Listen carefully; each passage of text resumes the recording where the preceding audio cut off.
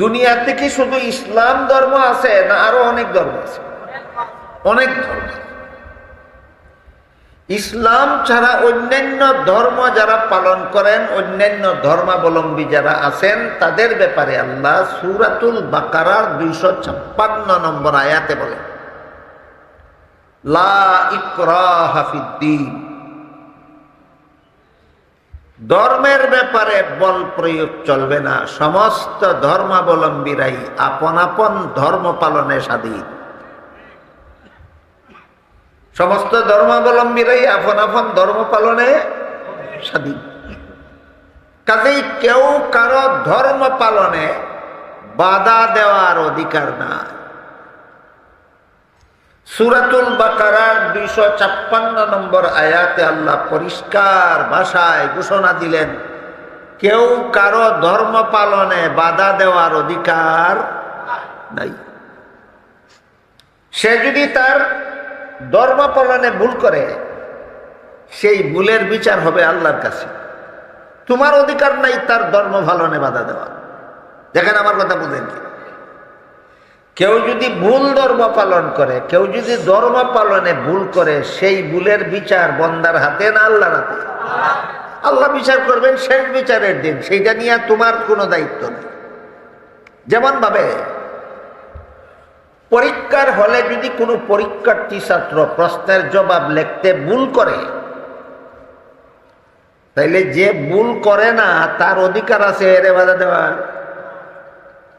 কথা বুঝেন কিনা দেখেন, একদল ছাত্র পরীক্ষার হলে ঢুকলো পরীক্ষা দেওয়ার জন্য।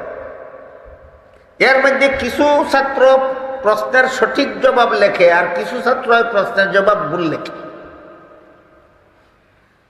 যারা জবাব সঠিক লেখে এদের অধিকার নাই, যারা ভুল লেখে এদেরকে বাধা দেওয়া। ভুল লেখার ফলাফল সে পরীক্ষকের কাছে পাবে, ভুলের সাজা তুমি পরীক্ষকের কাছে পাবে, কিন্তু যে শুদ্ধ লেখে তার অধিকার নাই তার ভুল লেখায় বাধা দেওয়া। ঠিক তেমনি ভাবে দুনিয়াতে কেউ যদি কোনো ভুল ধর্ম পালন করে বা ধর্ম পালন করতে ভুল করে, তোমাদের অধিকার নাই তাদেরকে বাধা দেওয়ার। সেই ভুলের বিচার হবে শেষ বিচারের দিন আল্লাহর কাছে। তাইলে এই ব্যাপারেও ইসলামের বিধান পরিষ্কার। বিভিন্ন ধর্মাবলম্বী দুনিয়াতে বাস করে, কেউ কারো ধর্ম পালনে বাধা দেওয়ার অধিকার রাখে না। এই ইসলামের এই বিধানটা অপরিষ্কার। এগুলি আমরা জানা দরকার, বোঝা দরকার। অনেক সময় সমাজে কিছু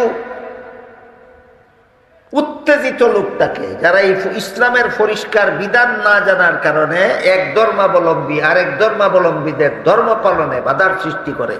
এইটা ইসলামের বিধান নয়।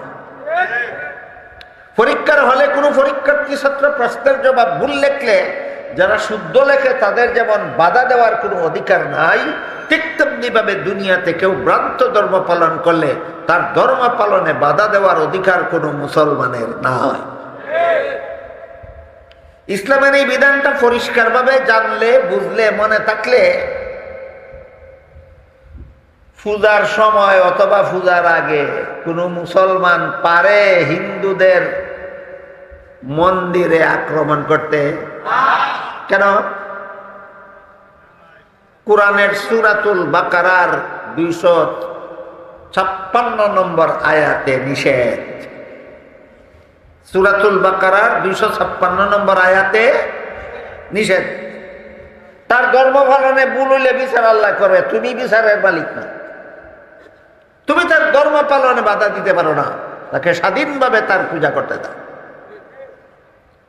আমার কথা বুঝে থাকলে বলুন তো, অন্য ধর্মের ব্যাপারে ইসলাম ধর্মে যে বিধান দেওয়া হইল যে অন্য ধর্মাবলম্বীদের ধর্ম পালনে বাধা দেবার অধিকার তোমার নাই, ইসলামের এই বিধান যদি সব মুসলমান পালন করে, যদি করত, তাহলে কি পূজার সময় হিন্দুদের মন্দির পাহারা দেওয়ার দরকার পড়তো? পাহারা দেওয়ার দরকার পড়ে কেন?